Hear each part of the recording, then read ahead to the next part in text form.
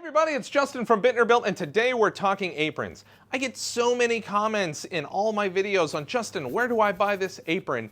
And so I said, all right, let's do some apron videos. I went out and I bought an additional 5 aprons of different types, different styles. That way we can kind of go over each one. When I was going to put this together, it was going to be an hour-long video, so I'm breaking them up into individual videos here in a series. So make sure you jump around and check the different videos out, and let's get started.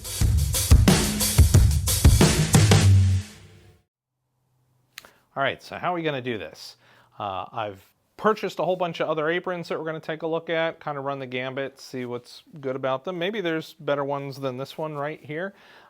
Maybe this one you don't like at all. So I'm going to try and look at a couple different criteria. Number one is it comfortable? Because if it's not comfortable, you're not going to put it on, you're not going to use it. It's a waste of money if it's not comfortable, at least unless it's to protect you. If it's to protect you, that's a different story. Number two, we're going to look at how you put it on. Are you able to easily put it on, or do you need to be a contortionist in order to be able to put it on? And then number three really is ultra subjective. I cannot tell you how you're going to like to use your apron. I don't know what tools you're going to put in your apron. Me, I'm more of a minimalist person with my apron. I like some pencils, my tape, and I like having my dust collector hooked to me so I can turn it on and off really easy all the time. And that's really all I like. I really don't even use the bottom of my aprons most of the time. You, on the other hand, might be a walking toolbox. You might have every single thing at your disposal, and that's cool too. So what I'm gonna try and do is when I'm wearing the aprons, I grabbed a whole bunch of different tools that, you know, I thought might be in somebody's apron. Even a framing hammer, like a big boy. We'll even just see how it works.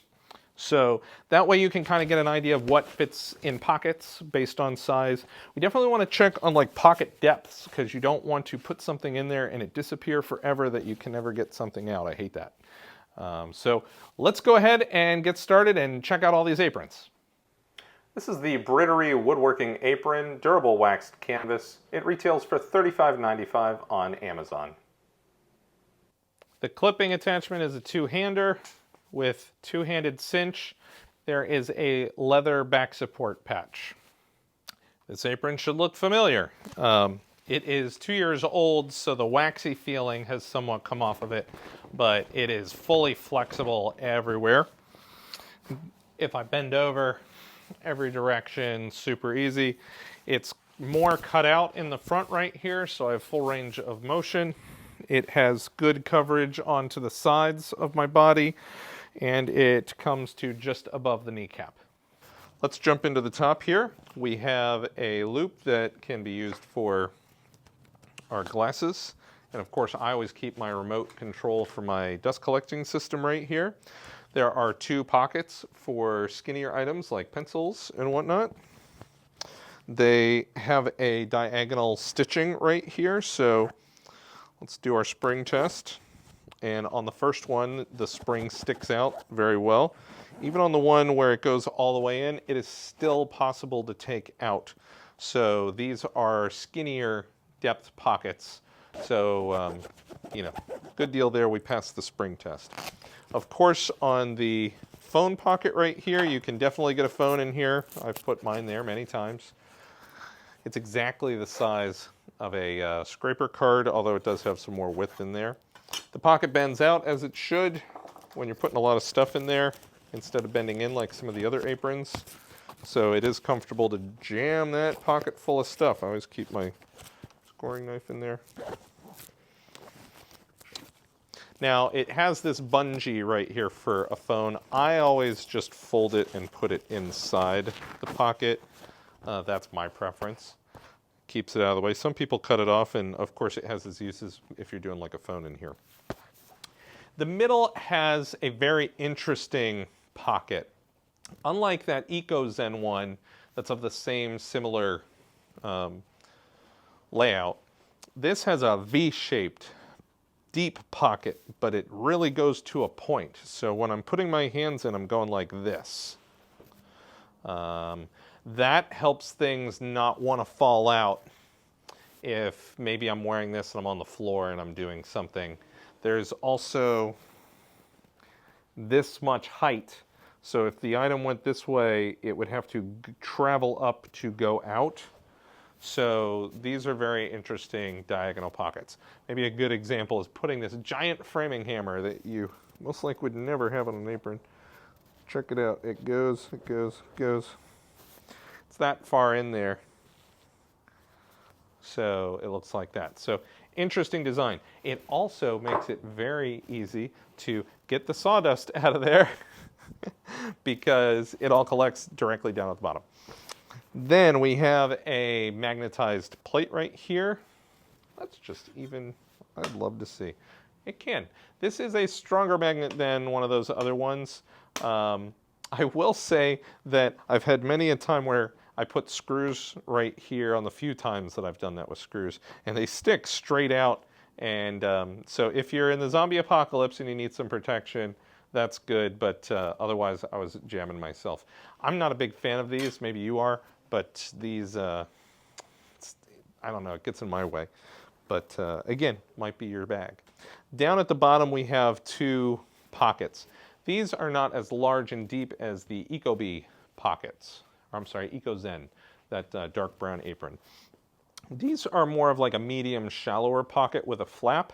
I like tucking the flap in, so now I can just plunge my hands in and get something when I want it, not have to open the flap. But because I do that, Sawdust City in there. So, you know, pros and cons, of course. Can we put a 7-inch in there? Not really. So, like I said, medium-sized pockets, so a screwdriver. Yeah, but check it out, it kind of sits up if it's standing up in there. For me, if I ever keep anything down on the bottom, I like keeping this down there. I like keeping a razor knife down in here. I like keeping a small pair of scissors down in here. And actually, a lot of the time keep this very small little pry bar with me that you'd be surprised how often you use it when you have it on your body. So those are usually the things that I keep down there, and it keeps it minimal so it's not bulging out, but you know, useful. Of course, over on the side we have our metal ring, which, you know, I love because it's exactly the length of my arm, so I can clip in my tape measure, super easy, and once it's on there, it's on there. It's not coming off, no matter what you hit. So I love that. Of course, you might have different uses for yours. You might want to put hammers through here. Great. You might want to put a towel through here. Super good. I like the rings because the rings, you see how quick I put this towel through? The other side has a webbing strap over here. And again, this is not knocking it, but you know, it takes more time and effort for me to get it through here. Whereas over here it's fast. Now, saying that with the towel, over here this is probably a lot less likely to come out accidentally, where over here it might. Because it's kind of free. Yeah, so this comes out a lot easier out of the ring. Pros and cons of the rings and the straps. But this strap is nice over here. I can get, it is pretty tight for the handle of this Gigundo hammer. Most other hammers won't have a problem going in and out of that. If we're talking this guy, ring, yes, but I always keep my tape there, so it can be inconvenient for me, but you know, you might not want to keep a tape on you like that, and so good option. On the left side, if you are a lefty, this is a good option as well. It does stick out pretty easily, so let's see how many times I can do this without messing up. Yeah, so I mean 9 times out of 10 I'm going to get this on here by doing that. So if you're a lefty, awesome if you want to do that over here. If you're a righty, that becomes a little bit more of a annoyance. But good over here. There's also a hanging loop back here. This is what I usually hang it up at, with the at the end of the day. And of course, very flowy and unrestrictive, especially up here. I got full, motion of my arms. So it's a pretty good apron. That's why I've had it for a while. All right, our next apron. So that was all of our apron review videos. This is the final one. I hope you enjoyed the look at the one that all of you have been asking about in my comments. I've had this one for 2 years and, it's a great apron. I wanted to show you a lot of different variations just in case you have different needs and use cases for your stuff.